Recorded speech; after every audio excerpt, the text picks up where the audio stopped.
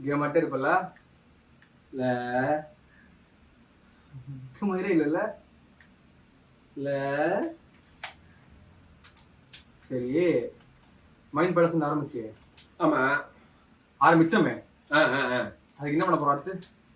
டேய் இப்பதான் நான் மாசம் ஒரு ஈவெண்ட் அப்படியே ஜம்முன்னு அப்படியே கலாட்டா பண்ண ஞாபகம் இருக்க. எப்படி நம்ம ஆளுங்க நம்மளே கூப்பிட்டு அவங்களே பர்ஃபார்ம் பண்ண வச்சு அவங்களுக்கே மெடலை போட்டு அமுச்சு விட்டோம்.